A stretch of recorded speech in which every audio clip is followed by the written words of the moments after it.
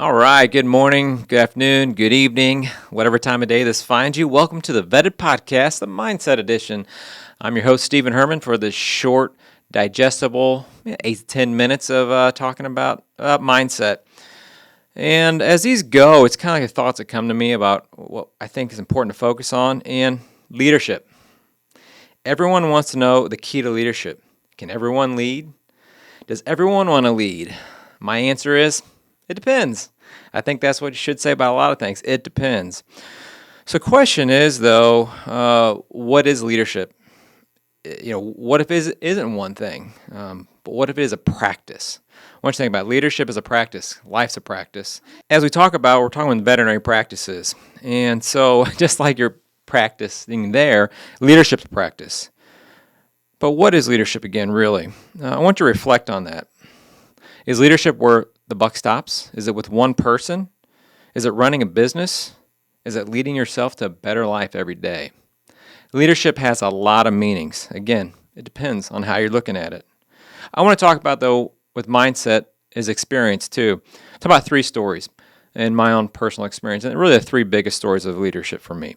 Grocery store, Paul's Supermarket, school board, and here at ProPartners Team. And they're all different, all very different.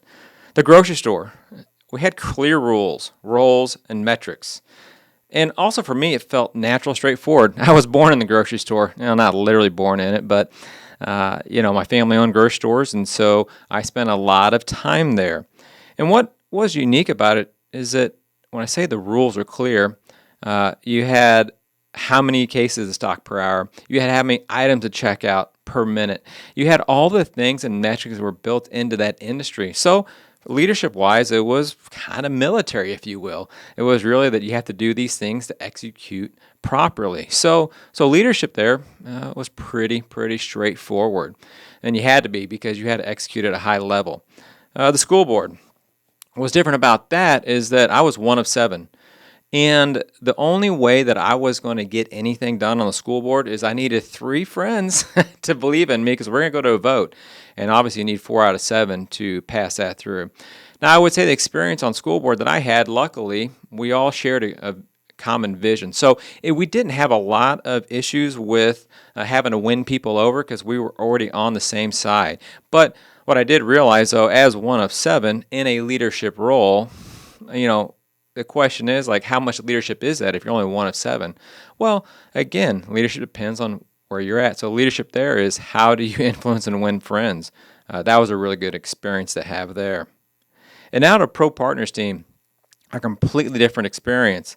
I think it rewrote the leadership book for me. It started with 2 guys, my business partner Wes and I, bringing it up to a team of 20. And in that, too, what's unique about it as we built this along, as we continue to build it and hone it in, there weren't rules. There weren't metrics. It was our vision of what we wanted to do. And along the way, our team has helped with that vision. And I think that has been really unique on that side because everybody's had a leadership role at the place. So what is challenging, though, at times, too, is understanding where the leadership fits and how it goes. And one of the best ways to do that, as we have our theme for this year at ProPartners is, and I think you've heard me talk about this, it's empowerment. And empowerment is so important. Empowerment is that you trust in your team to be able to lead in what they need to do. And the key thing is with that is that trust. And we talked about trust as a must. You can't have leadership without trust.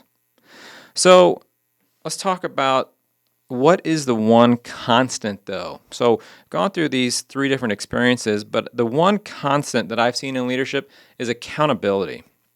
You've heard me talk about that before. Accountability. So it's real simple. When things go right, when things are going really well, it's the team's reward, right?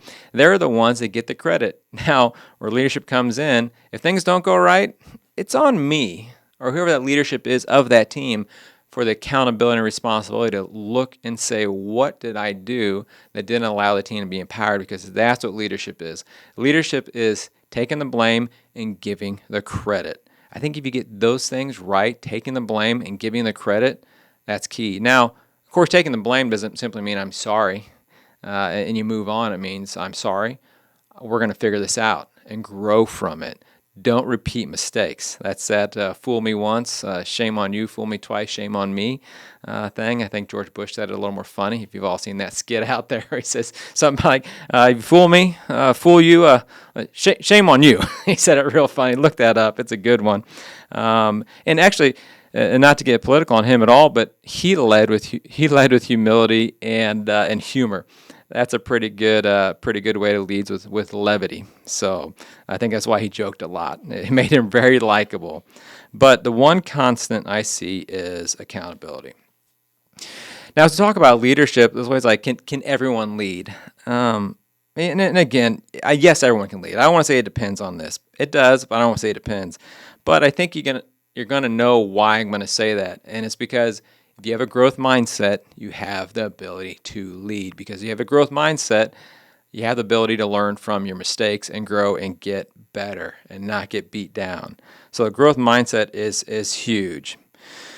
And the key thing of the growth mindset is that you're not leading with your ego. You're not leading because you need a title, right? A title doesn't give you power. It doesn't give you leadership. A title just really tells someone where they're at in the organization. Doesn't mean they're a leader just because they have a title, just because I have a title of CEO or co-founder. Those things I've never believed are the thing that give a person their leadership abilities. It's how they interact with people day in and day out. So when you think about leading, the question is I believe it has to energize you. If what you're doing does not energize you, it's not going to be good.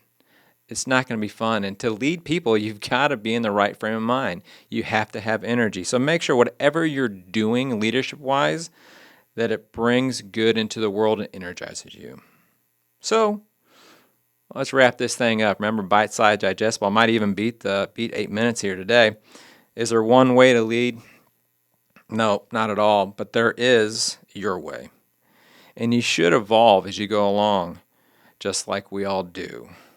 So, as I want to challenge y'all out there today to reflect on what's one small way you can practice leadership this week that aligns with your values, that brings energy, and does some good. I'll say it again.